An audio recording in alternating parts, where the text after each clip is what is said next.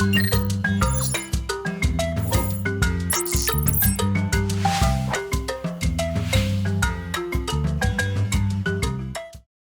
여러분 반갑습니다. 우리 선생님께서 소개를 잘 해주셨는데요. 질문이 오늘 여러분 어떤 과목이 되게 좋냐고 질문을 했을 때 수학과 과학이라는 이야기를 들었습니다. 저는 지금까지 어떤 모임에 학회에 이렇게 참석해도 수학을 좋아한다는 소리는 저는 처음 듣는 것 같습니다. 그래서 너무 뿌듯하게 저는 생각해요. 그래서 제가 오늘 발표를 잘 해야 되겠다 그런 생각을 해봤습니다. 왜냐하면 혹시 또 잘못했다가는 수학을 또 싫어할 수 있을까 그렇습니다. 그래서 저도 어렸을 때부터 수학, 과학을 여러분들이 좋아하는 것처럼 좋아해왔고 지금도 아직 그 부분을 못 떠나가지고 지금 계속 붙들고 있어요. 그렇지만 저는 괜찮다고 봅니다. 아주 수학을 잘했다고 생각을 해요. 끝까지 붙들고 있어야 되겠다라는 그런 생각을 아직도 가지고 있고 제가 나중에 아마 나이를 더 먹어서 이렇게 죽을 때까지도 수학을 계속 안고 갈 것 같습니다. 왜냐하면 여러분들은 오늘 제가 하는 강의를 듣고 수학이라는 과목이 정말로 세상을 살아가는데 어떤 덕이 되고 보탬이 되고 수양이 되는 그런 과목이라는 걸 이 자리에서 조금이라도 좀 느끼기를 저는 바라면서 강의를 시작하도록 하겠습니다. 그래서 오늘은 제가 이제 수리생물학이라는 그런 어떤 학문의 세계를 여러분들께 소개를 할 건데요. 사실은 여러분들께 오늘 강의를 하는 어떤 기준을 중학교 정도 수준으로 이렇게 준비를 해오고 싶사 하고 제가 연락을 받았습니다. 제가 아무리 이렇게 전공하는 분야를 낮게 이렇게 해도 중학교까지 이렇게 설명하기가 쉽지가 않아요.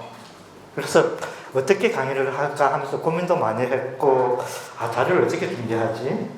차라리 이제 수학을 많이 알고 있는 분들한테 강의하는 건 아주 쉬워요. 그렇지만 수학 분야에 대한 어떤 지식이 아직도 덜 충만이 되고 그렇죠. 여러분들처럼 약간 좀 젊은 세대에 있는 분들한테 이런 수학과 관련되는 학문을 소개하는 게 사실은 쉽지가 않은데 어쨌든 제 나름대로 오늘 준비한 부분을 한번 소화해 보도록 하겠습니다. 그래서 여러분들께서도 혹시 이해가 안 되거나 수학이라는 학문이 진짜 너무 어려운 것 같다? 전혀 그렇게 생각할 필요 없습니다. 여러분들이 이제 그 나이에 맞는 어떤 수학을 하고 계시는 거고 저는 이제 약간 조금 더 많이 배웠기 때문에 그 정도의 어떤 지식을 가지고 이야기를 해서 개입이 생길 수 있어요. 그래서 그런 개입은 여러분들이 얼마든지 앞으로 성장하면서 배울 수 있는 내용이기 때문에 전혀 부담 없이 수학이 저런 부분에 이런 역할도 할 수 있구나라는 부분을 여러분들 같이 공감을 하면서 제 강의를 들으면 한결 부담 없이 그렇게 들을 수 있을 것 같습니다. 그래서 저는 지금 부산대학교 수학과에서 물론 대학원생을 이렇게 지도를 하고 있고요. 무엇보다도 수학을 좋아하는 분들이 모여서 그렇게 이렇게 교육도 하고 강의도 하고 연구도 하고 그런 일을 한다고 여러분들 이해를 하시면 되겠습니다. 오늘은 제가 수리생물학 해서 수학과 생물학의 만남이라는 제목으로 여러분들께 한 50분 정도의 강연으로 좀 같이 해보도록 하겠습니다. 참고로 저는 이제 부산대학교 내에 어떤 데이터 사이언스 전문대학원의 교수도 같이 겸하고 있고요.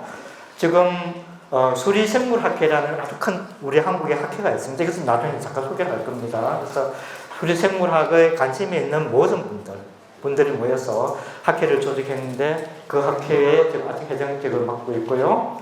그리고 이제 여러분들 4차 산업혁명 시대 하면 AI다, 빅데이터, 드론, 그런 개념들이 있죠. 그래서 빅데이터 기반의 어떤 산업수학 센터의 어떤 그룹장으로서도 활동을 하고 있습니다. 그래서 여러분들이 이 강의를 들으면서 나중에 어떤 질문도 좋으니까 조금의 어떤 의문이라든지 관심 있는 부분이 있으면 언제든지 질문하시고 제가 아는 한까지는 제가 답을 해드리도록 하겠습니다. 네, 그러면 오늘 강의를 시작하도록 하겠습니다. 자, 오늘 제가 여러분들께 강연할 내용은 크게 두 가지입니다. 도대체 수리생물학이라는 게 어떤 학문인지, 어떤 개념을 가지고 있고, 어떤 일을 하고, 어떤 분들이 이렇게 활동을 하는 건지에 대한 부분을, 여러분 아주 자세히는 아니지만, 대략적으로 이런 학문이라는 부분을 여러분들 오늘 이 강의 시간에 듣고 이해를 조금이나마 그렇게 이해를 하기를 바라고요. 그 다음에 실제로 우리 수리생물학에서 실제로 연구하고 전공하고 있는 부분이 수학하고 생물학의 어떤 만남입니다. 서로 어울려서 융합이 되어서 뭔가 새로운 학문이 만들어졌기 때문에 특별히 이제 오늘 저는 또 수학 전공이고 해서 수학의 어떤 포인트를 가지고 생물학에 접근을 해가는 그런 관점에서 여러분들한테 소개를 하도록 할게요. 그리고 특별히 이제 또 우리 부산대학교 수학과 내에서는 산업수학센터라는 게 있습니다. 그 수학이 실제로 여러분들 배우는 수학이 지금 그냥 교실 내에서만 수학을 하나? 그 단지 그냥 뭐 시험을 치기 위한 방편이냐? 그렇게 아마 오해를 할 수 있는데 실제로 그렇지 않습니다. 수학이라는 학문 분야가 어떤 분야, 어느 곳에는 다 쓸 수 있는 학문. 그러니까 단지 우리 눈에 보이지는 않을 뿐이에요. 그래서 그런 부분이 오늘은 조금 더 구체적으로 수학이 실생활에 어떻게 활용이 되는지를 같이 한번 살펴보는 시간을 가지도록 하고, 짤막하게 우리 산업수학센터도 소개하는 그런 시간을 갖도록 하겠습니다. 자, 그러면 도대체 수리생물학이라는 게 뭐냐라는 겁니다. 그래서 이 수리생물학을 하기 전에 먼저 뭐냐 하면 수학을 간단하게 여러분들한테 소개를 하겠습니다. 수학이라는 학문이 이런 학문이고 이런 전공 분야로 나누어지고 요 수학자들이 나중에 뭐 어떤 세계로 나가는지 그런 부분을 여러분들께 소개를 하고, 그 다음에 오늘의 어떤 메인 학문 분야죠. 수리생물학이라는 부분을 같이 한번 소개하도록 하겠습니다. 자, 여러분 이제 수학이라 하면 여러분들 많이 이제 뭐 수도 없이 듣는 거죠. 부모님 내 집에 들어오면 뭐 수학 문제 많이 뭐 어떻게 푸느냐, 뭐 학원에서 수학을 하니 안 하니 부모님 잔소리가 많으시죠. 아니면 여러분 스스로 수학 공부를 합니까? 어떻게 해요? 스스로 아주 좋습니다. 네. 스스로 하는 거 아주 좋고, 부모님이 잔소리해도 좋아요. 여러분들 잔소리해도 한 귀로 듣고 한 귀로 흘려주시면 됩니다. 대신에 수학에 관심을 계속 가지고 있으면 돼요. 수학이 결국은 중요한 학문이라는 부분을 여러분들이 이제 부모님 계속 앞으로 듣게 될 겁니다. 선생님께도 아마 계속 듣게 될 거예요. 그래서 수학이라는 거는 그러니까 한자는 이렇게 여러분 한자 세대가 아니고 저도 사실은 한자의 마지막 세대로서 뭐냐 하면 살아왔는데, 이렇게 수라는 거 여러분들 뭐냐 하면 어떤 수를 여러분들 잘 알고 숫자이죠. 그죠? 수를 배우는, 배울 학자들이죠. 수를 배우는 학문이다라는 겁니다. 근데 한자 그대로 뜻이에요. 그래서 이런 부분을 여러분들 영어로 하면 여러분들 매스매틱스를 해서 매스라는 표현, MHH에서 매스라는 표현으로 짤막하게 이렇게 표현도 하고, 여러분들 독일어, 뭐 프랑스어로 이렇게 또 다 모양이 비슷해요. 그래서 이런 학문의 어떤 장을 여러분들 수학이라고 하는데, 실제로는 뭐냐, 어떤 학문을, 어떤 학습을 하다, 뭐 배움의 장이다, 그런 의미를 가지고 있다고 합니다. 원래 어원이 그렇다고 해요. 그리스에서 이렇게 출발한 그런 어원이라고 여러분들 그냥 짤막하게 이해하시면 되겠습니다. 특별히 이제 유의어로서 산학이라고도 하고, 산수라고도 하고, 여러분 초등학교 때는 산수라고도, 제가 초등학교 배울 때는 산수라는 말을 배웠어요. 그 다음에 여러분들 수라고 이렇게 간단하게 이야기도 합니다. 자, 그러면 여러분들이 도대체 수학의 개념이라는 게 뭐냐? 제가 요 개념 읽어보면 되게 어렵습니다. 한번 보세요. 수학은 수, 크기, 뭐 어떤 형태, 모양, 그런 걸 꼴이라 하죠. 이에 대한 사고로부터 사고가 뭐지? 그거 어려워요, 그죠? 유래하다라는 말도 뭐 여러분들 쉽지는 않습니다. 뭐 추상적인 대상도 여러분 잘 모르겠죠, 그죠? 그래서 추상적인 개념이라는 거는 여러분들 우리가 눈으로 실제로 보거나 좀 만질 수 있는 부분의 실제 현상이고, 그렇지 않은 부분, 뭐 예를 들면 어떻게 있습니까? 1이라는 것, 2라는, 혹은 삼각형이라는 것, 그런 게 다 추상적인 개념이에요. 여러분 따지고 보면. 그렇죠? 그래서 그런 어떤 추상적인 대상들을 다루는 학문이다. 여러분 이미 이제 그런 학문들 다루고 있어요. 있고, 그리고 여러분 잘 알고 있는 뭐 숫자라든지 기호를 사용해서 기호가 여러분들 다 추상적인 그런 개념이 들어가겠죠. 어떤 대상들과 대상들의 관계를 공리적인 방법, 또 공리적인 방법이 도대체 뭐지? 이죠. 저 여러분 잘 모르겠습니다. 그렇지만 논리적으로 전개되는 학문, 논리적으로 전개하는 탐구하는 학문, 뭐 그런 개념으로 여러분들 이해를 하시면 돼요. 이런 부분을. 그래서 탐구하는 학문이 수학이라는 겁니다. 어쨌든 어렵죠, 그죠? 그렇지만 여러분들 지금 수학을 하고 있는데 여러분들 하고 있는 그게 그냥 수학이라고 그냥 이해를 하시면 돼요. 어렵게 생각할 필요 없어요. 자, 그러면 우리 수학이라는 것은 이제 큰 틀에서 여러분들 보통 이렇게 얘기합니다. 학문의 기초로서 수학이다. 과학의 기초다. 어떤 모든 학문의 기초다. 뭐 그런 이야기 들어갑니다. 그러니까 왜 기초인지는 여러분 조금 제가 강의를 하면서 설명을 하도록 하죠. 그리고 수학이라는 학문은 여러분들 알고 있는 철학과 함께 가장 오래된 그런 학문입니다. 아주 옛날 과거에부터 시작해서 지금도 발전해 가고 있고 앞으로도 발전해 갈 거예요. 과거, 현재, 미래에 있어서 수학이라는 학문이 없어지지 않을 거예요. 그러니까 저는 자신 있게 그렇게 얘기할 수 있습니다. 수학이라는 학문은 없어지지 않고 도체되지 않으면서 계속하는 학문이다 라는 겁니다. 그래서 이런 수학 학문이 또한 우리의 인류가 이렇게 성장해 오면서 어떤 산업 발전의 어떤 핵심적인 역할을 해왔어요.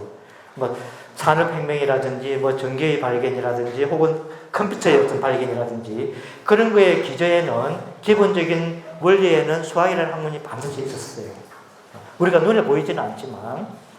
그래서 이제 여러분들 또 마찬가지로 오늘 지금 현재 우리가 살아가는 세상을 여러분들 많이 들어봤었죠? 그 4차 산업혁명 시대라고 얘기를 합니다. 소위 여러분들 요즘 얘기하는 뭐 AI다, 혹은 뭐 빅데이터다, 뭐 드론이다, 뭐 양자 컴퓨팅, 양자 역학이다, 뭐 그런 이야기 들어보셨죠?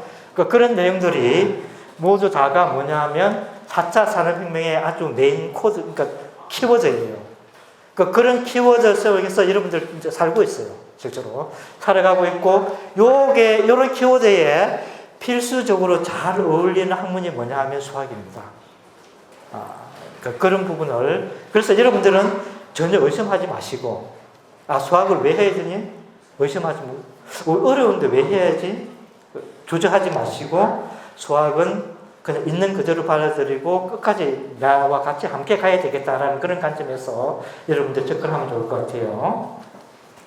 자, 그러면 이제 제가 조금 전에 이야기한 것처럼 수학은 어떤 과학에 실제로 뭐냐 하면 가장 이제 적용할 수 있는 좋은 뭐냐면 키워드가 뭐냐면 과학의 언어입니다. 여러분들 과학하면 어떤 학문들이 있죠? 기본적으로 수학이라는 학문이 있고, 여러분 잘 알고 있는 뭐 물리라는 부분도 있고, 과학도 있고, 생물도 있고, 또 어떤 게 있죠? 지구과학도 있고. 그러니까 크게는 이런 학문들을 다 여러분들 과학이라고 얘기를 해요. 그러면 그 과학을 기술하는, 서술하는 언어가 바로 뭡니까? 수학이라는 거예요. 수학이라는 어떤 기호와 문자를 가지고 설명을 하면서 이렇게 만들어내요. 여러분들 우리 한국에 살려면 우리 어떤 언어를 알고 있어야 되죠? 한국어를 잘 알고 있어야 되죠? 그럼 여러분들 과학을 잘 알려면 어떤 언어를 알아야 돼요? 그렇죠. 수학을 잘 알아야 되는 거죠. 그래서 본인이 훌륭한 과학자가 되려 한다면 반드시 무엇을 해야 된다고요? 수학을 반드시 해야 된다는 겁니다. 놓치면 안 된다는 거예요. 그러니까 그런 의미에서 과학의 언어라는 그런 표현을 써요. 그래서 뉴턴 방정식, 여러분 아마 들어봤을지 모르겠지만 이렇게 운동의 법칙을 잘 기술한 그런 방정식입니다. 그리고 맥스웰 방정식에서 전기 전자를 이해하는 데 쓰는 그런 방정식이에요. 방정식이 뭔지는 여러분 몰라도 돼요. 나중에 여러분 한번 배웁니다. 그렇지만 저게 다 수학이라는 학문으로서 다 기술되는 그런 어떤 영역이구나라고 여러분들 이해를 하시면 돼요. 그 다음에 여러분들 슈레딩거 방정식 많이 들어보셨죠? 아주 원자 세계, 아주 우리가 눈에 보이지 않는 그 세계를 기술하는 그런 방정식이에요. 그 다음에 여러분들 일반 상대성으로 해서 여러분들 잘 알고 있는 아인슈타인 잘 알고 있었죠, 그죠? 요분이 이제 여러분들 우리 우주의 중력을 잘 기술하는 그런 방정식을 만든 거예요, 그죠? 중력장을 잘 기술하는 그런 방정식이 여러분들 중력 방정식이라고 합니다. 그래서 이런 중력 방정식이 워낙 유명해서 여러분들 뭡니까? 여기에 나와 있는 어떤 동전에, 그죠? 주화의 이게 서비스 오프라인에 해당하는 주화입니다. 이게 아마 1979년도인가 만들어진 주화인데요. 여기 보면 이게 뭐냐면 중력 방정식의 방정식 공식이 있어요. 그죠? 이게 물질하고 여러분들 뭐냐 우주 상수가 없는 경우, 이거 없는 경우에 요거만 남아 있는 경우 이퀄 제로입니다. 이런 방정식을 여러분들 동년 주화에 넣으면 그러니까 얼마나 유명한 방정식이길래 여러분들 주화에까지 이렇게 나올 수 있습니까? 그래서 여러분들은 뭐냐면 나중에 저는 아직까지 못했지만 여러분들은 수학에 조금 더 관심을 가지고 열심히 해서 잘 하셔가지고 이런 동전이라든지 아니면 종이돈, 그죠? 그런데 여러분들이 개발한 그런 방정식이 이렇게 탁 이렇게 할 수 있도록 수학에 관심을 가지면 좋을 것 같아요. 자, 그러면 이제 수학이라는 학문은 그게 이제 순수 수학하고 응용 수학 두 분야가 있습니다. 제가 이거는 빨리 넘어갈게요. 그래서 수학이라는 학문은 순수 수학, 그냥 수학 그 자체를 연구하는 학문이죠. 그 다음에 뭐냐, 실생활에 활용될 수 있는 수학을 연구하는 학문. 그게 여러분들 응용 수학이라고 합니다. 크게 이렇게 두 갈래로 나누어지고요. 그 수학 자체 내에서도 여러분들 이게 뭐 대수학, 이렇게 해석학, 기하학, 위상수학이라는 학문들이 있습니다. 이 세 개 학문 부르는 순수 수학에 해당되고, 그 다음에 이제 응용수학은 따로 이렇게 한 갈래 이렇게 나와 있어요. 그 크게 수학은 이렇게 네 가지의 갈래로서 나눠지고요. 그 다음에 오늘날 이제 수학은 이런 수학을 바탕으로 해가지고 실제로 이제 실생활에 적용되는 그런 수학으로, 산업에서도 활용되는 그런 수학으로 바뀌고 있어요. 그래서 그런 수학을 여러분 산업수학이라고 합니다. 산업수학은 모두 다 이렇게 묻혀 있어요. 아주 수학의 기본적인 걸 가져와서 산업에 활용을 해서 수학으로서 문제를 풀고 이렇게 뭐냐면 좋은 결과를 만들어낼 수 있어요. 그런 관점에서 여러분들 산업수학이라고 얘기를 합니다. 자, 여러분들 뭐 어떤 수학에서 이렇게 뭐 이런 게 있다라고 여러분들 이해를 하시면 돼요. 그래서 여러분들 우리가 앞에서 얘기한 것처럼 대수학이라는 거는, 이게 대수라는 거는 뭐 수를 대신하는 학문이에요. 여러분들 뭐 수를 대신하는 게 뭐 어떤 문자가 있죠? 보통 뭐 모르는 퀘스천 하면 뭐 X라는 그런 문자를 써요. 그죠? 혹은 어떤 문자를 쓰죠? 도형을 하면, 그렇죠. N도 좋아요. 어떤 가죠? 네모. 혹은 퀘스천 마크.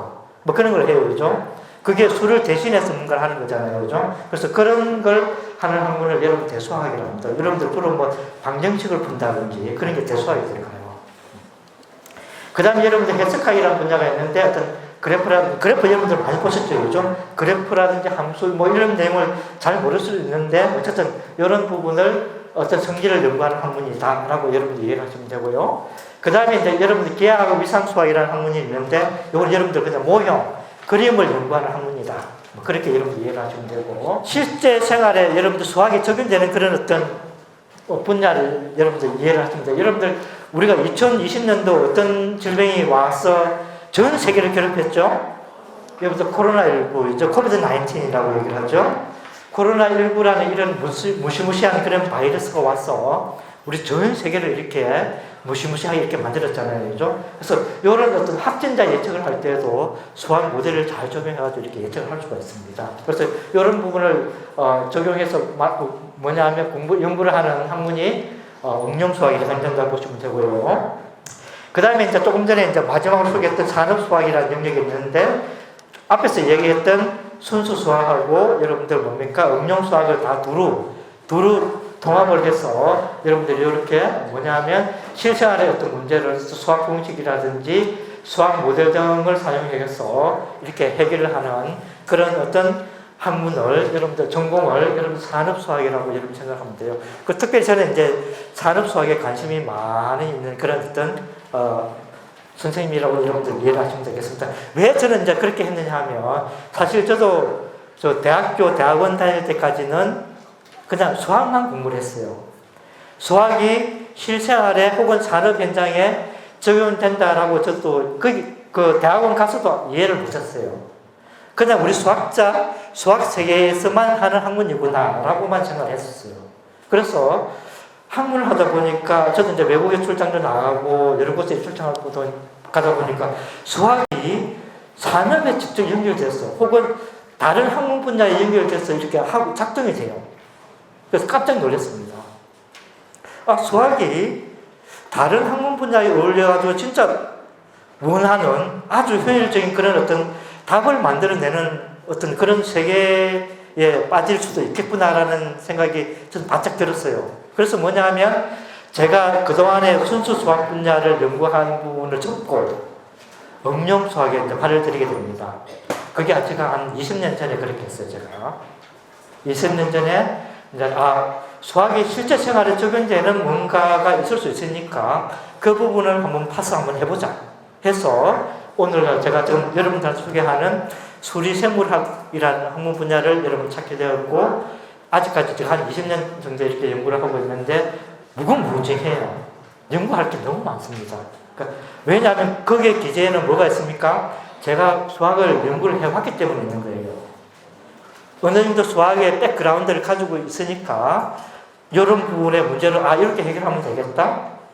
저런 분야의 문제를 저렇게 해결하면 되겠다라는 게 사실은 이제 어렴풋이 이렇게 보이는 겁니다. 그래서 여러분들은 어떤 학문 분야에 어떤 전공을 가더라도 수학이라는 학문 분야를 놓치지 마시고 끝까지 붙들어가지고 계속 이렇게 진행할 수 있도록 수포자, 소위 수포자라는 그런 표현을 그러니까 언론에서 보통 쓰는데요. 그러니까 좋지 않은 표현입니다.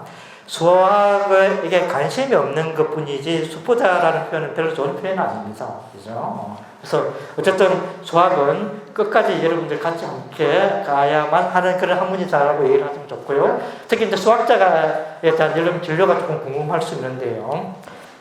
크게 한 5가지가 있을 수 있습니다. 그러니까 기본적으로 여러분들 이제 이미 보시고 계시는 이게 선생님이죠. 선생님들 혹은 학원 선생님들 뭐 그런 부분이 있을 수 있고 그 다음에 이제 수학을 조금 더 연구를 하시는 분도 하면 교수, 저와 같은 이제 교수 생활을 하고 연구자가 될 수도 있고 그 다음에 이제 여러분 수학을 열심히 하면 돈에 관계되는 물질적인 부분도 여러분들 어느 정도 정치를 할 수가 있어요.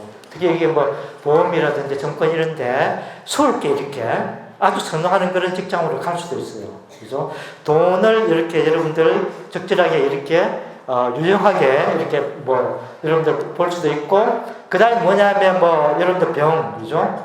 여러분들 뭐 약이라든지 그런 어떤 전공 분야에서도 여러분들 수월게 이렇게 여러분들 뭐냐 접근을 할 수 있는 분야예요. 그래서 뭐 여러 분야도 있을 수 있고 그 다음에 특히 이제 여러분들 수학이라는 건 로직이잖아요. 그죠? 논리적인 부분을 잘 설명해주는 학문이잖아요. 그래서 여러분들 뭐 로스쿨이라든지 그러니까 법학이죠. 법을 전공한다든지 뭐 여러분들 뭐 의학이라든지 혹은 치의학, 약학 이런 분야를 가는데도 아주 유리한 그런 학문이라고 여러분 보시면 되고요.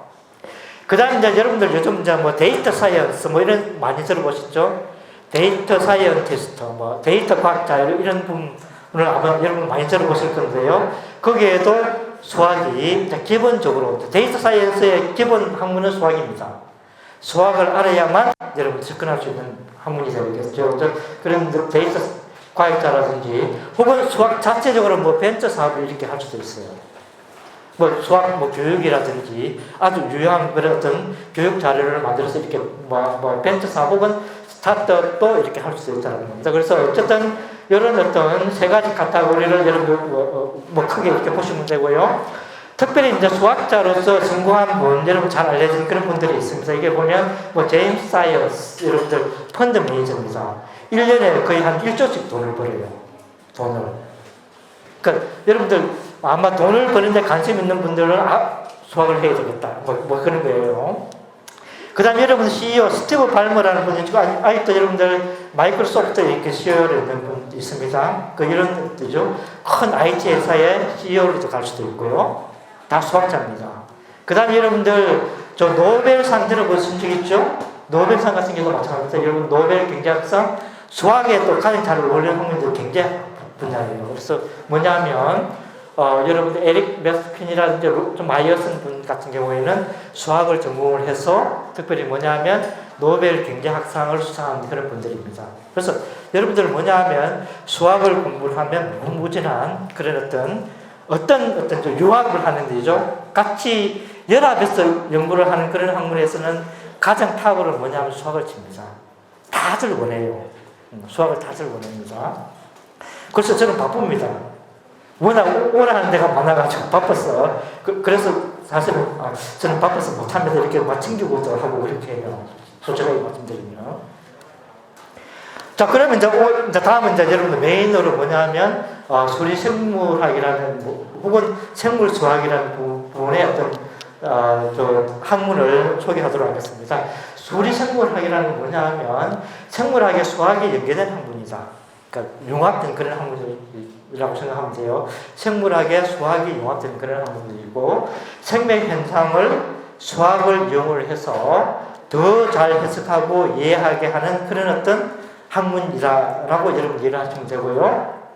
그 다음에 뭐냐면 숫자나 그래프 수학 모델을 사용해서 어떤 생물에 관련되는 어떤 문제, 어떤 자연 속의 어떤 문제들을 해결하는 그런 학문이다라고 보시면 되고, 특별히 뭐냐면 우리 수학으로 봐가지고는 어떤 응용 수학의 어떤 한 분야로서 여러분들 이해를 하시면 되겠습니다. 예를 들면 우리 부산에 있는 분, 여러분 다 부산에 사시니까 우리 해운대 앞바다에 고등어가 도대체 해운대 앞바다에 고등어 몇 마리 살고 있지? 어떻게 여러분들 예측을 합니까? 작년에 이만큼 살고 얼마만큼 잡았어? 올해는 얼마큼 있고 앞으로 5년 10년 후에 고등어가 얼마큼 있을 거다라는 걸 예측이 가능합니다. 안 맞을 수도 있어요. 그 모델을 잘 못 만들면. 그렇지만 모델을 비교적 잘 만들면 비교적 잘 맞게 예측을 할 수도 있습니다. 그래서 그런 부분을 계산한다든지, 혹은 여러분들 뭐냐면 코로나19 전염병이 얼마나 빨리 확산될지, 퍼질지, 그죠? 그런 부분도 수학 모델을 사용해, 수리생물학에서 연구하는 분야입니다.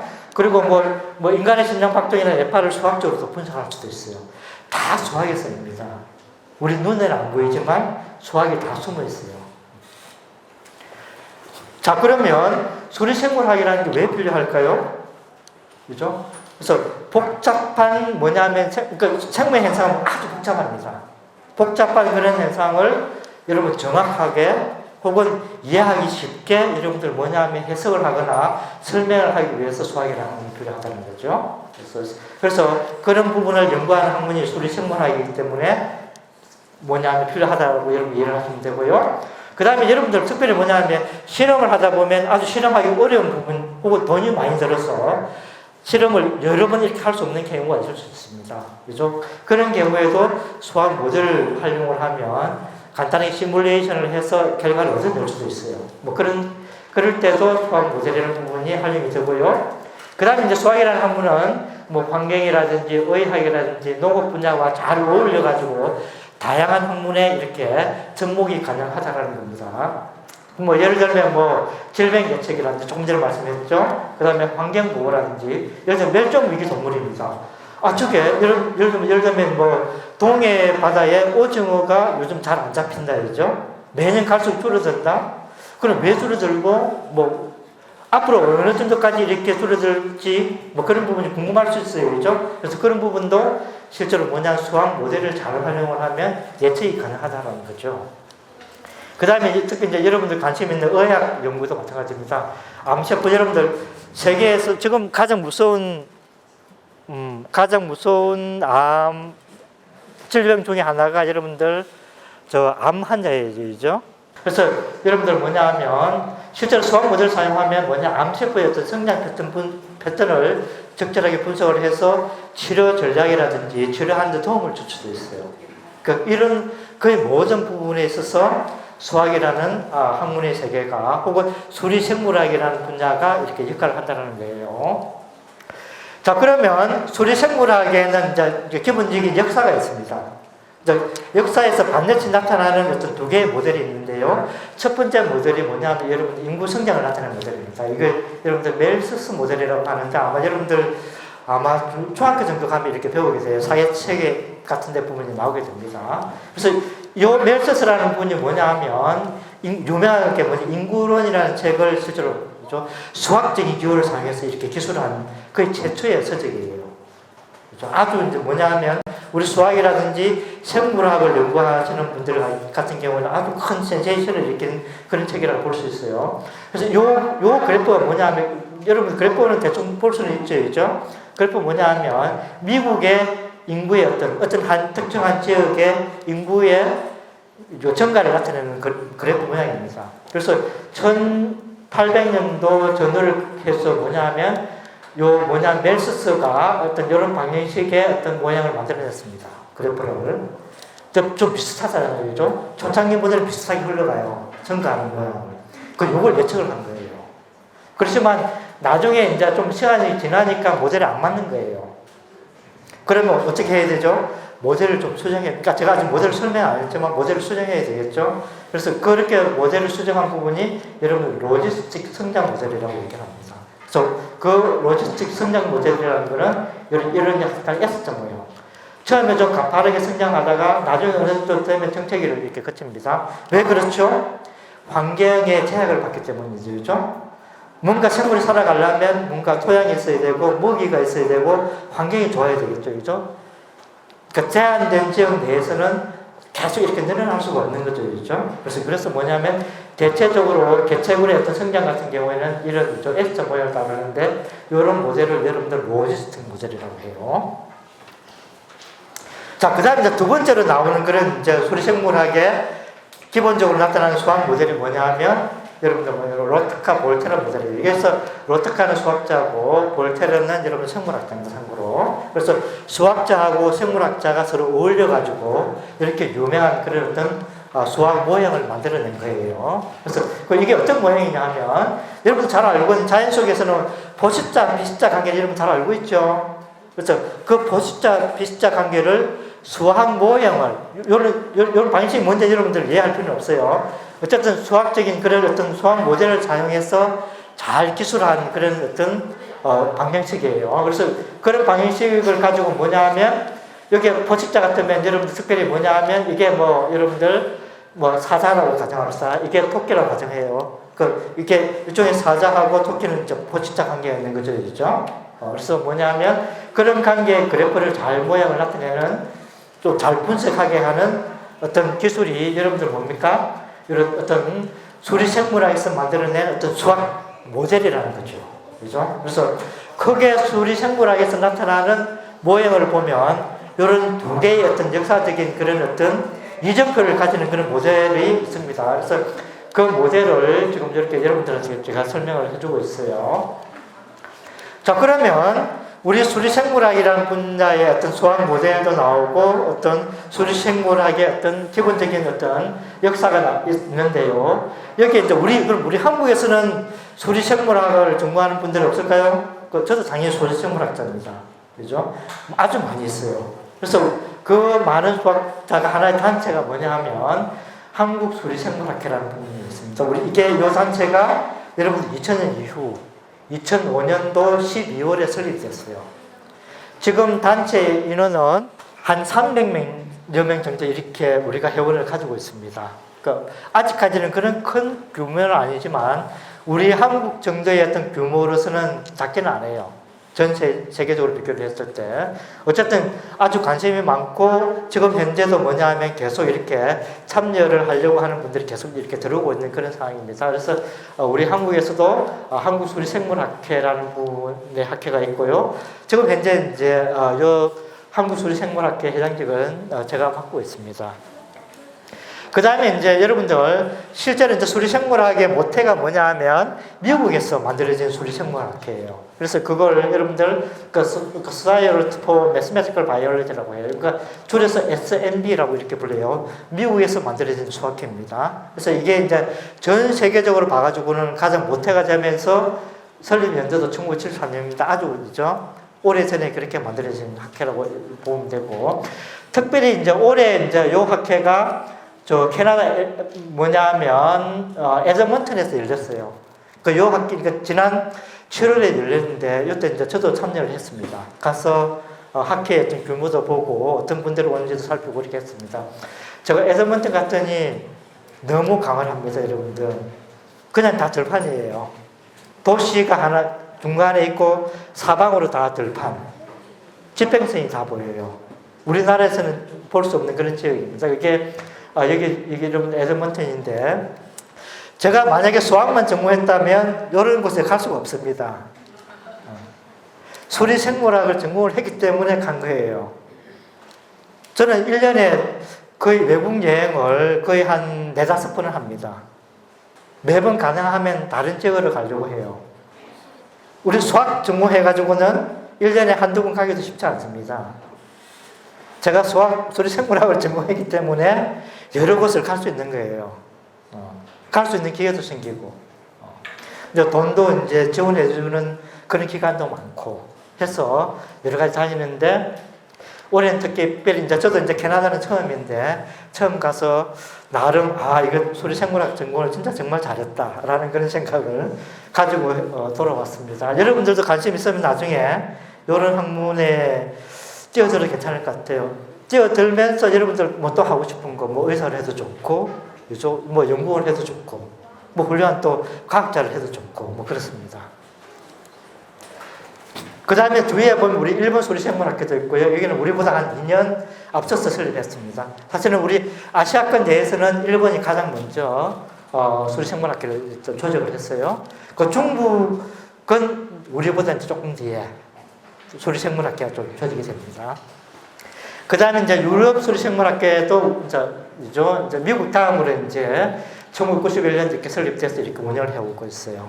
그래서 전 세계적으로 소리생물학회가 조직이 돼서 활동을 하고 있다라고 여러분들 이해를 하시면 되겠습니다. 소리생물학의 해라는 어떤 뭐냐면 특별한 이런 해가 이렇게 제정이 돼서 우리가 또 진행을 했었어요.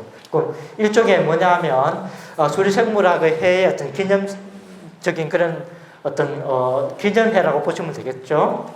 뭐 그런 어떤 이벤트가 있었고요. 그리고 이제 우리 한국에서는 특별히 작년에 뭐냐면 한국하고 미국 그 학회가 서로 연합을 해서, 여러분 뭐냐면 연합학회를 조직을 해서 거의 우리나라에서 열리는 가장 큰 학회, 그러니까 우리 아시아권에서 가장 큰 학회였습니다. 사실은 한 1000여 명의 소리생물학자들이 모여서 학회가 열렸어요. 서울에 있는 건국대에서 열렸는데요. 그때도 제가 또 학회 회장으로서 같이 이렇게 조직해서 이렇게 열은 그런 학회입니다. 그래서 어쨌든 우리 아시아권 내에서 가장 큰 규모로서 열린 소리생물학회라고 여러분들 이해를 하시면 되겠습니다. 그리고 소리생물학이면 뭔가 또 뭐 집필하는 뭐죠? 어떤 학문의 세계니까 뭔가 책으로도 이렇게 나올 수는 있어야 되겠죠. 그래서 뭐냐면 여러분들 여기 보면 매스매스컬 바이올로지, 이게 이제 소리생물학입니다. 그래서 소리생물학의 어떤 책자들이 나오는데, 이게 사실은 소리생물학의 바이블입니다. 머레이 교수가 쓴 2권의 책인데요. 우리 소리생물학을 전공하는 전문가들은 거의 이 책을 그냥 끼고 삽니다. 거의 많은 모델들이 이 책에 다 숨어 있어요. 아주 두껍습니다. 또 보기가 쉽지는 않을 수 있는데 다양하게 이렇게 소개가 되어 있어요. 우리 한국에서 보면 뭐 소리생물학 인문이라든지, 또 최근에 수학의 생명의 언어라면 해서 가르치 김재경 교수가, 여러분 아마 김재경 교수는 우리 한국을 대표하는 그런 소리생물학자입니다. 전 세계적으로 유명한 그런 소리생물학자예요. 그분이 쓴 책이 또 있는데, 관심 있으면 한번 읽어보시면 여러분들 수학이 어떻게 활용되는지에 대한 부분을 잘 보실 수가 있어요.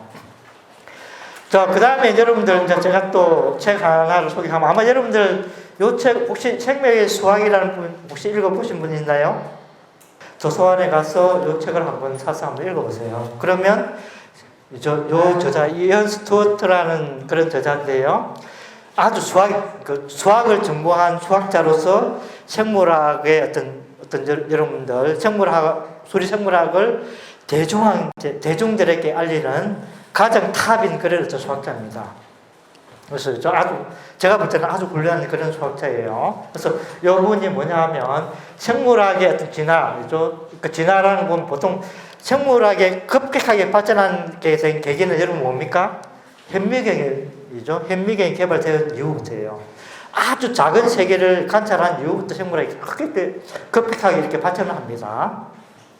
그래서 현미경부터 해서 생물 분류하기 몇십 년 강한을 이렇게 분류법이 생기고, 진화론이 나오고 유전자가 나오면서 DNA 구조가 만들어지고, 그죠? 그러니까 아주 미세 세계를 봐야 DNA를 우리가 볼 수가 있어요, 그죠? 그래서 그 다음에 그럼 뭐가 나오지? 생물학에서 잘 어울리는 그 다음에 학문이, 그 다음에 뭔가 핵심할 수 있는 학문이 여러분들이 오늘 제가 얘기하고 싶은 수학입니다. 소리생물학이라는 분야가 그 다음에 나오는 그런, 요 저자는 그렇게 이야기를 하고 있어요. 진짜 생물학에서 수학이라는 분야가, 그러니까 이전에는 생물학 하면 수학을 잘 안 하시는 분들이 생물학을 했었어요. 아직까지 제가 볼 때는 아직도 그렇습니다. 고등학교까지 수학에 약간 좀 멀리 떨어져 있는 분들이 물리라든지 수학 뭐 이런 화학이라든지 잘 안 오고 생물학 쪽으로 가요. 혹시 여기 여러분들 동의를 합니까? 여러분들 이해는 안 되죠, 그죠? 저도 사실 이해는 잘 안 됩니다. 수학을 꼭 해야 되는데 수학에 조금 좀 거리가 있는 분들이 생물학 쪽으로 보통 많이 가요. 다 물어보면 거의 100에 99는 다 그렇게 얘기를 합니다. 나는 수학을 잘 못해서 그냥 생물학과에 왔어요. 그렇게 얘기를 해요. 그런데 어떻습니까? 완전히 잘못 짚은 거죠, 그죠? 그렇잖아요. 수학을 알아야 앞으로 더 통찰력을 가지고 더 생물학을 더 핵심적으로 이렇게 만들어낼 수가 있는데, 찾아낼 수가 있는데, 수학을 안 하고면 그냥 기존에 있는 수학을 그냥 그 단계 정도만 공부를 할 수밖에 없다는 거죠. 그래서 어쨌든 요 분이 이제 여러분들 책 아주 제가 볼 때는 좋은 책입니다. 여러분들 관심 있으면 이번 아직도 여름 방학 여름 다 끝났습니까? 아직 조금 남았죠, 그죠? 그러면 도서관에 가서 내일이라도 작년 가가지고 한번 읽어보세요. 그러면 거기서 한 장이라도 여러분들 딱 꽂히는 부분이 있으면 성공한 거예요. 이래서 내가 수학을 끝까지 안고 가야 되겠다는 걸 느낄 수 있으면 저는 사실은 여러분들 오늘 강의한 부분에서 부끄럽지 않은 그런 시간이 될 것 같습니다. 그래서 어쨌든 뭐 이런 부분 여러분들 보시고, 자, 그러면 이제 여러분들 뭐냐면, 그러면 지금까지 뭐 우리 수학이다, 뭐 수리 생물학이 뭔지에 대한 부분을 우리가 개략적으로 살펴봤고요. 지금부터 여러분 뭐냐면 수학이 생물학을 만나면 도대체 어떤 일이 벌어지는지, 왜 수학과 생물학이 만나가지고 왜 만났는지죠. 만나면 어떤 일이 벌어지는지를 같이 살펴보도록 해서 우리가 앞에서 제가 계속 여러분들한테 강조를 해왔는데 수학 모델이라는 부분을 이야기를 했어요. 그죠? 수학 모델의 부분을 간단하게 살펴보고 그 다음에 수학 모델이 어떤 부분에 활용이 되는지 사례에서 살펴보고 그 다음에 구체적으로 그죠? 수학적인 모델링 방법으로서 뭐냐면 여러분들은 특별히 이제 도루묵이라는 부분 어종입니다. 우리 동해안에 이제 여러분 잡히는 어종이에요. 그런 어종에 대한 부분도 조금 더 구체적으로 여러분들 같이 한번 살펴보도록 할게요. 자, 여러분들 요걸 보세요. 요거는 아마 제가 볼 때는 여러분 초등학교 수준에서 여러분 이해할 수 있는 그런 부분일 거예요. 자, 수학 모델이라는 게 뭐냐 도대체? 같이 한번 보자는 겁니다. 수학 모델이라는 게.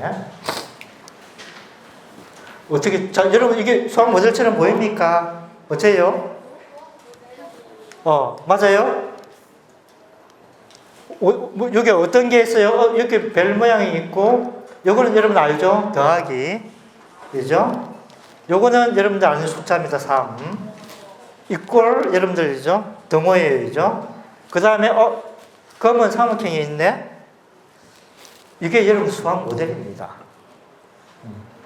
자, 그러면 이제 여러분들 혹시나, 제가 이제 예를 하나 들 테니까 여러분들도 여기에 해당되는 예를 한번 생각해 볼 수 있도록 해요. 제가 예를 하나 들게요. 제가 뭐냐면, 뭐 이런 예를 들게요.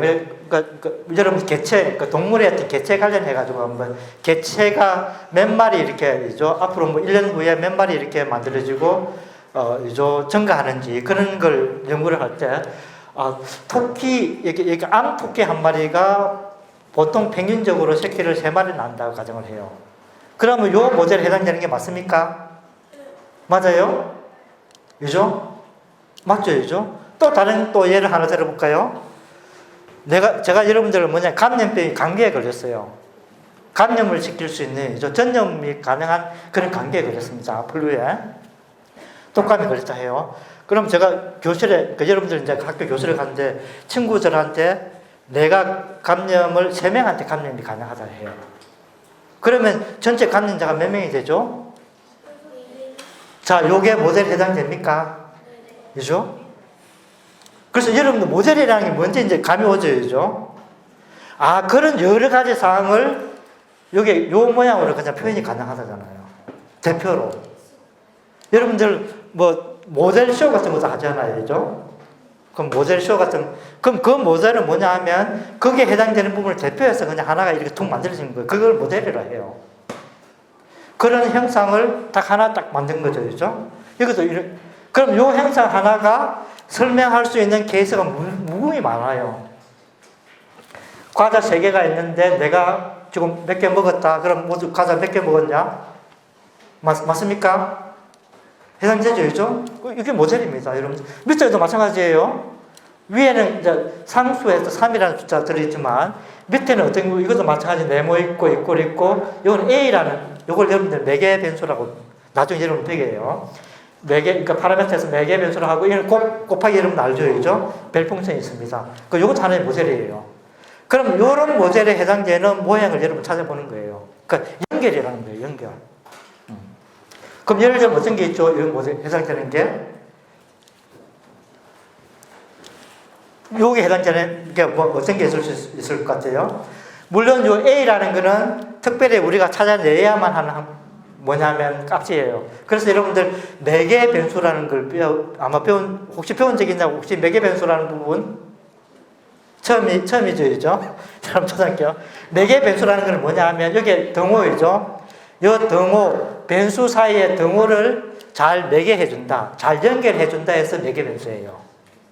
되겠습니까? 그래서 그렇게 그냥 이해하면 아주 쉬워요. 그럼 이런 경우는 어떻게 있느냐? 여러분들, 예를 들면 그런 겁니다. 저 산에, 우리 저 금령산, 우리 또 부산에는 또 산도 있어요. 그죠? 금령산에 소나무가 있습니다. 소나무 개체 수가 어떤 식으로 증가하는지를 한번 보고 싶어요. 그러면 그 전체 소나무 개수는 전체 몇 개라는 걸 우리 알고 있습니다. 알고 있고 여기에 뭐냐 하면 어떤 소나무가 잘 자라도록 하는 환경이 있죠. 요즘 뭐 햇볕이라든지 뭐 물이라든지 뭐 여러 가지 조건들이 있죠. 요즘 그런 조건에 영향을 탁 주면 어떻게 됩니까? 소나무의 성장에 관련되는 부분을 우리가 알 수가 있어요. 그죠? 예를 들면 그래서 그런 부분을 기술하는 그냥 하나의 방정식입니다. 모델이에요. 요런 게 여러분들 수학 모델이라고 얘기를 해요. 그래서 수학 모델은 이미 여러분들 초등학교 때도 다 배웁니다. 벌써 네모를 이렇게 두죠. 뭐 3, 뭐 2 자기, 네모는 뭐 얼마든 이렇게 두죠. 그게 다 모델이에요. 자, 그래서 요걸 이제 조금 더, 그럼 요런 모델이 왜 필요하냐는 겁니다. 그죠? 그래서 생물학에 수학이 왜 필요한지, 그러니까 수리 생물학에는 수학이 왜 필요한지 뭐 그런 질문이죠. 그래서 어떻게 되죠? 수리 생물학에서는 여러분들 이제 관련된 질문입니다. 뭐, 예를 들면 우리가 2020년도에 여러분들 뭐냐면, 코비드-19, 코로나19가 와서 확진자가 이렇게 계속 늘어납니다. 그 확진자가 지역마다 우리 한국에서 확진자가 몇 명 늘어날지에 대한 부분을 질문을 던져요. 그러면 우리 수리생물학자들은 수학 모델을 잘 만들어가지고 그걸 분석을 해서 질문을 던진 분들한테 이렇게 답을 줍니다.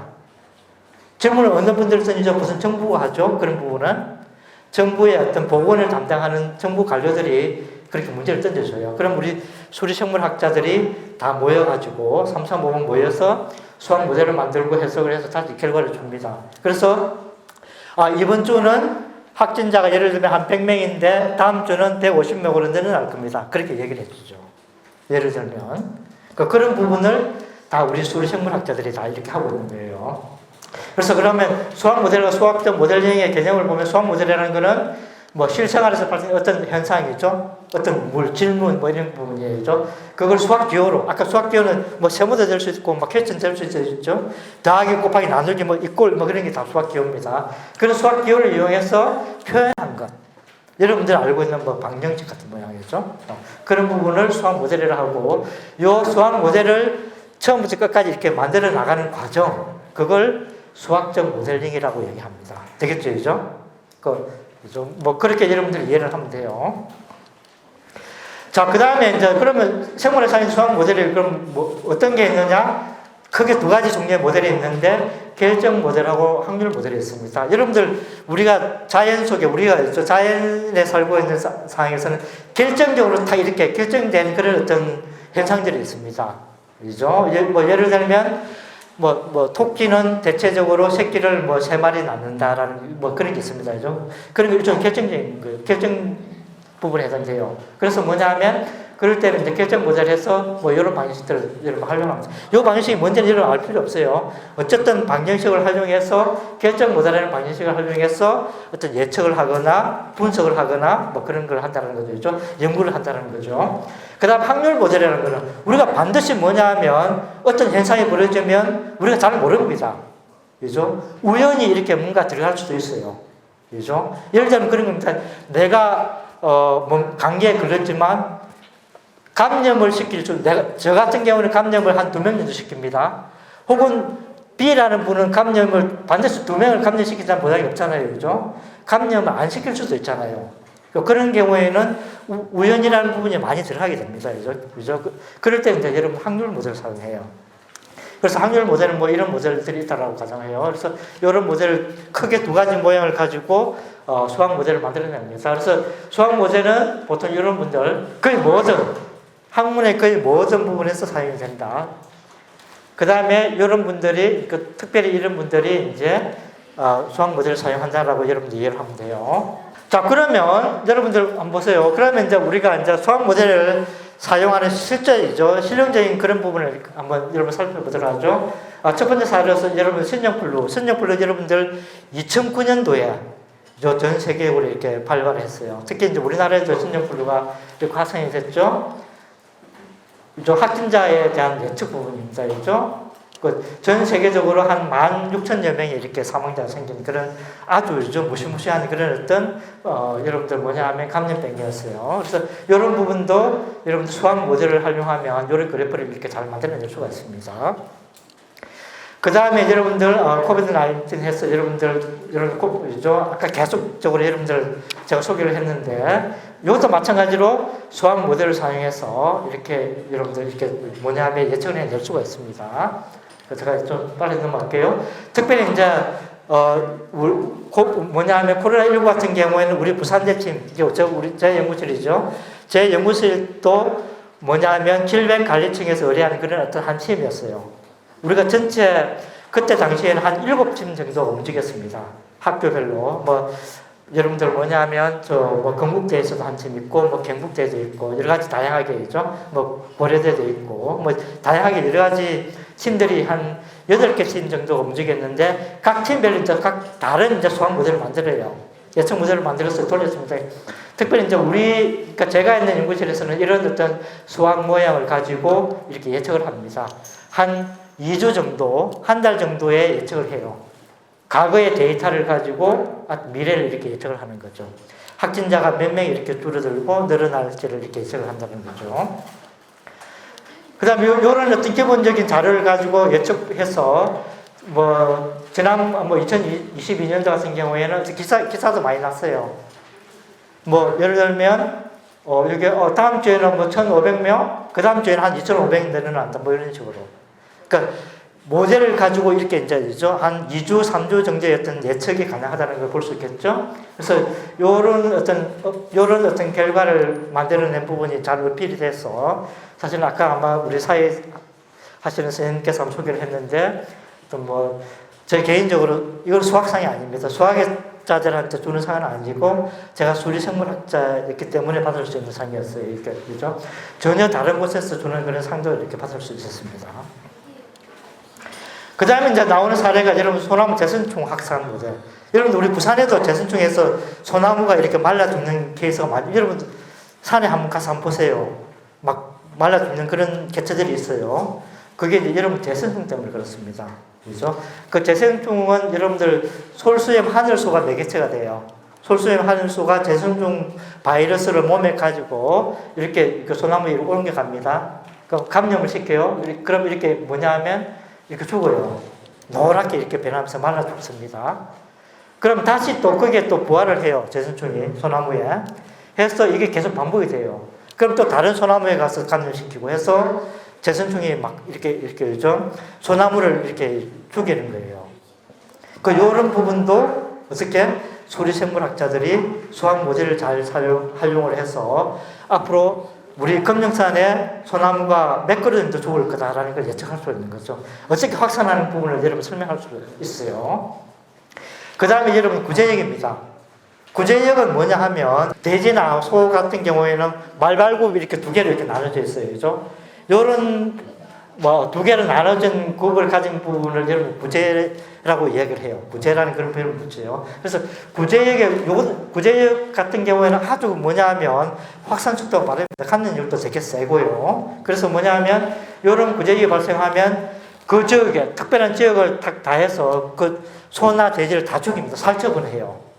다 죽여야 됩니다. 그래서 그런 이렇게 확장된 그런 영역을 어느 정도까지 늘려서 이렇게 해야 될지도 우리 수리생물학자들이 계산을 해서 실제로 만들어냅니다. 또 확산이 어떻게 되는지도 살피고 그런 부분을 우리 수리생물학자들이 주는 거죠. 이렇게 뭐 제안을 해서 여러분들 정부에서 이렇게 관리를 하고 그렇게 진행한다는 겁니다. 그 다음에 이제 여러분들 뭐냐면 쌀 수확량. 우리나라의 뭐냐면 주식이 뭐죠? 쌀이죠, 그죠? 쌀 수확도 마찬가지입니다. 여러분들 아마 쌀은 보통 4, 5월에 이렇게 벼로서 자라서 여러분 나중에 이제 9, 12월 달에 10월 달 가면 추수를 해야죠.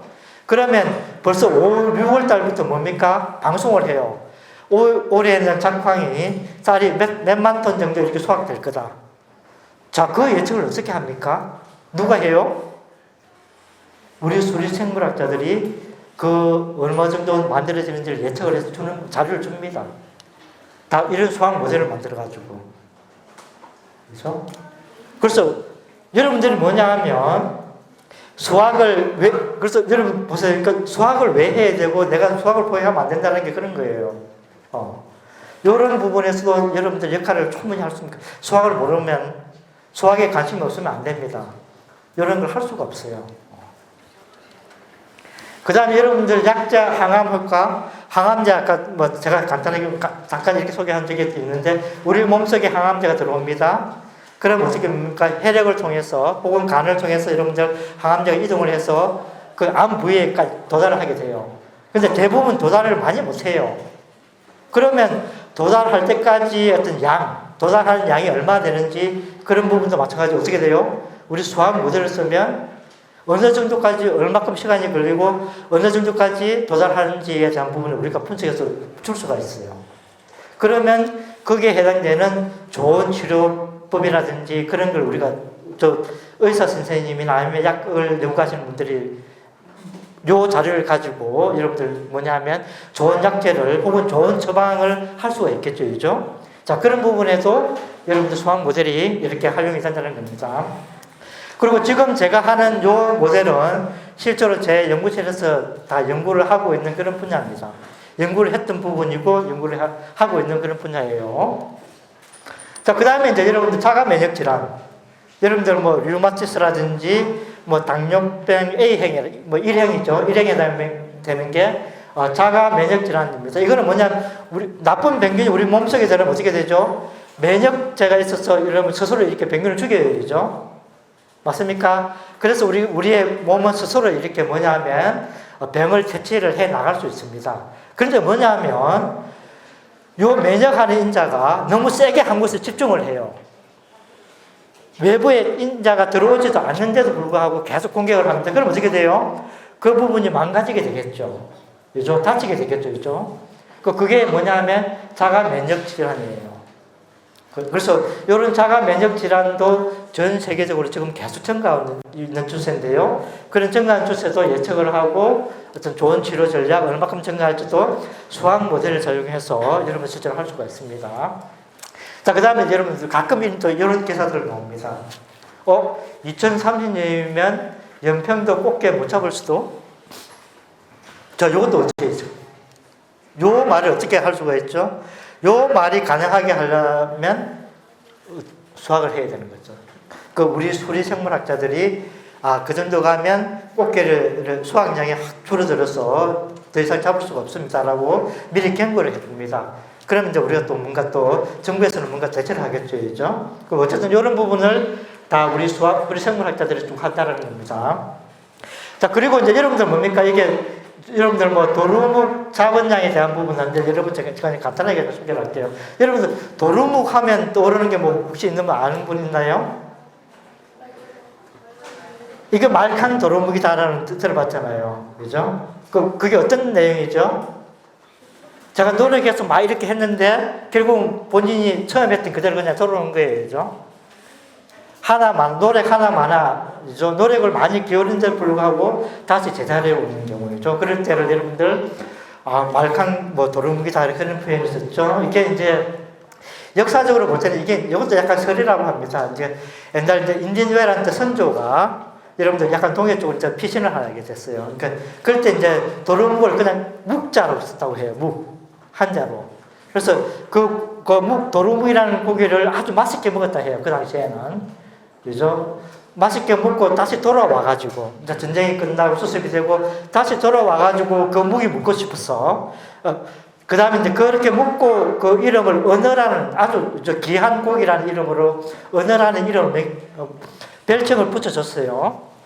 이제 그걸 이제 전쟁이 끝나고 다시 이제 그러니까 궁궐 다시 돌아와서 다시 그 고기가 생각이 나서 다시 먹게 되는 거예요. 묵이라는 고기를 먹게 되는데 맛이 없는 거예요. 그러니까 그 당시에 맛이 안 난다는 거예요. 그러니까 그런 관점에서 말캉 도루묵이다라는 그런 어떤 이게 정확한 어원이 출처는 모르겠는데 어쨌든 그런 표현이 있다고 합니다. 그래서 그 차원입니다. 이게 12월에 보면 여러분들 요 고기가 알을 많이 이렇게 베고 있어요. 그럴 때 이제 구이를 해 먹어도 좋고 뭡니까 이런 매운탕을 해 먹어도 좀 맛있어요. 그러니까 저도 먹어봤습니다. 먹어봤는데 괜찮습니다. 근데 고기 알 같은 경우에는 아주 작은 부분이 뭉쳐서 크게 알이 되잖아요. 그런데 이제 도루묵 같은 경우에는 알이 좀 큽니다. 포도송이만큼 크지는 않지만 어쨌든 커요. 그죠? 그런 고기가 이제 도루묵인데, 이 도루묵에 대한 자원량, 도루묵은 특별히 이제 동해 쪽에 이렇게 여러분들 의획이 됩니다. 잡힙니다. 주로 살고요, 우리나라에. 그래서 이게 이제 도루묵을 이제 우리가 우리 정부에서는 계속 동해안에서 계속 오랫동안 살도록 하고 싶다는 겁니다. 그죠? 그래서 도루묵 생태계를 계속 유지시키고 싶어요. 그래야 계속 잡아서 먹을 수가 있죠. 그죠? 우리가. 그래서 그런 부분을 할 때도 마찬가지로 이렇게 수학 모델을 이렇게 좀 만듭니다. 이게 도루묵은 보통 5년까지 살아요. 1살, 2살, 3살, 4살, 5살. 그러니까 각 나이별로 어떤 개체의 어떤 양입니다. 양을 나타내는 그런 관계입니다. 이게 1년 후에, 이게 T+1이니까 1년 후에 그 도루묵 자원, 요 해당되는 자원이 얼마큼 변화가 있을까라는 걸 모델로 만든다라는 거죠. 그래서 그 모델을 만들면 실제 이런 모델을 만듭니다. 여기 이제 방정식이 만들어지죠. 이 꼬리를 가지고 문자가 있으면서 이 꼬리에 있는 식을 얘는 방정식이라고 하죠. 그래서 방정식이 있고 이런 바람이 아까 제가 얘기했죠. 4개의 변수들이 막 이렇게 있어요. 자, 그래서 이제 우리가 찾아야 될 게 방정식은 이제 기본적으로 세우고 찾아야 될 거는 이런 4개의 변수들을 잘 찾아낼 수 있어야 돼요. 요게 사실은 중요한 작업입니다. 자, 요런 4개의 변수를 어떻게 찾느냐? 기존에 잡았던 데이터를 가지고 찾아내는 거예요. 얼마큼 잡았고 실제로 얼마 정도 있을 거라는 과거의 데이터를 가지고 요런 뭐냐면 파라미터를 찾아냅니다. 그래서 요런 데이터, 어획량 자료 데이터, 그 다음에 연도별 자원량 자료 데이터. 요거는 우리 정부에 있는 자원을 연구하는 그런 정부의 그룹이 이런 데이터를 다 가지고 있습니다. 어종별을 다 가지고 있어요. 그래서 요런 데이터, 그 다음에 도루묵의 어떤 사망률, 요런 이제 연구실 베이스에서 이제 연구를 하죠. 도루묵이 1살 같은 경우는 사망률 얼마다, 2살 같은 경우는 사망률 얼마다 이렇게 연구를 해요. 그래서 사망률도 이렇게 내고, 그 다음에 연령별 생산률도 만들어내고, 그 다음에 나이별로 체중의 비중치도 이렇게 찾아내고, 매겨 값을 그렇게 하면 실제로 뭐냐면 연도별로 이렇게 자원량이 어떻게 될지에 대한 변화를 우리가 찾아낼 수가 있습니다. 이게 무엇을 찾아냈죠? 그러니까 수학 모델을 가지고 찾아낸 거죠. 그죠? 그 다음에 이제 도루묵의 연도별 자원량이 어떻게 흘러가는지도 예측을 해낼 수가 있고요. 그 다음에 이제 실제로 정부에서는 이런 걸 사실은 원합니다. 어느 정도 잡아야 앞으로 얼마큼 늘어날지에 대한 부분을 사실은 또 되게 중요하겠죠. 그죠? 그래서 그게 실제 어느 정도 잡으면 자원량이 얼마큼 이렇게 늘어날 거다. 덜 잡을수록 이렇게 많이 늘어나고, 그죠? 그런 부분을 이렇게 우리가 예측이 가능하다는 겁니다. 그래서 이런 예측들은 다 뭘로 가능하죠? 우리 수리생물학자들이 수학 모델을 잘 만들므로 해가지고 가능한 거죠. 그죠? 자, 여기까지가 이제 여러분들, 제가 이제 여러분들 수리 생물학의 세계에서 여러분들께 소개하는 그런 내용이고요. 그 다음에 여러분들 산업센터 소개는 잠깐 소개를 할게요. 혹시 궁금하면 여기 홈페이지에 이렇게 들어오셔서 하면 되고요. 그 다음에 우리 산업수학센터는 뭐냐면, 우리 동남권 하면 우리 다 해당됩니다. 우리 부산, 울산, 경남권이죠. 이런 부분이 다 해당되죠. 여기서 뭐냐면 우리 특별히 금융하고 수산 제조입니다. 우리 부산이 가지고 있는 특화 산업이죠. 이런 산업의 어떤 문제들을 잘 해결해 주자는 그런 취지에서 만들어졌고요. 그 다음에 뭐냐면 이런 교육을 할 수 있는 프로그램을 우리 또 수학과에서 마련합니다.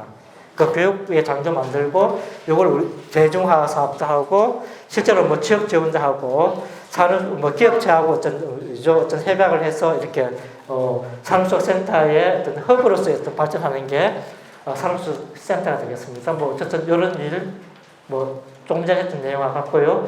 특별히 우리 산업수학센터는 이런 관계 기관하고 같이 협업을 하는데요. 특별히 이게 수산자원이죠. 국립수산자원공사가 뭐냐면 저게 우리 기장 쪽에 있습니다. 실제로 부산에 가까이 있기 때문에 같이 협력을 하고요. 부산대학병원이라든지 특히 또 부산대 금융 쪽입니다.